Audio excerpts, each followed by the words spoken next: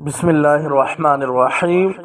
حضرت زید بن ثابت کہتے ہیں کہ ہم ایک مرتبہ رسول کریم صلی اللہ علیہ وسلم کے ساتھ ایک غزوہ میں شریک تھے۔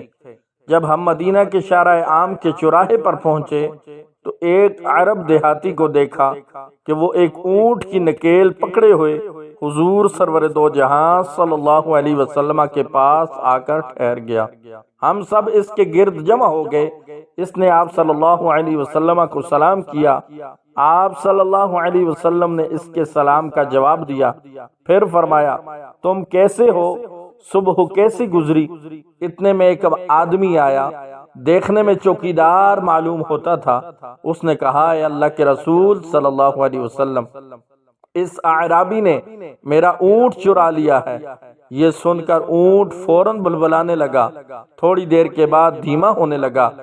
نبی پاک صلی اللہ علیہ وسلم نے اس کے بلبلاہٹ اور آواز کو غور سے سنا تو وہ آپ صلی اللہ تعالی علیہ وسلم نے چوکیدار کی طرف رخ کر کے فرمایا تم اپنے دعویٰ سے باز آ جاؤ، اس لیے کہ اونٹ تمہارے خلاف گواہی دے رہا ہے کہ تم جھوٹے ہو۔ چنانچہ چوکیدار اپنے دعویٰ سے پھر گیا۔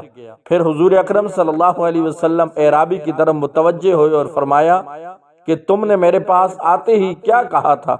اعرابی نے کہا یا رسول اللہ صلی اللہ علیہ وسلم، میرے ماں باپ آپ پر قربان ہو جائیں، میں نے یہ پڑھا تھا اللہم صلی علی محمد حتی لا تبقى صلوات اللہم وبارک علی محمد حتی لا تبقى برکہ اللہم صلی علی محمد حتی لا یبقى سلام اللہم ورحم محمدا حتی لا تبقى رحمہ۔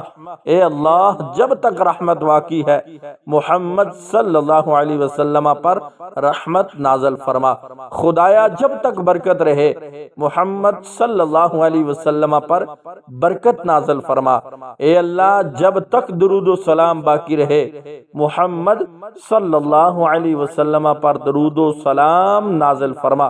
خدایا محمد صلی اللہ تعالی علیہ وسلم پر مہربانی فرما جب تک کہ رحمت اور مہربانی باقی رہے۔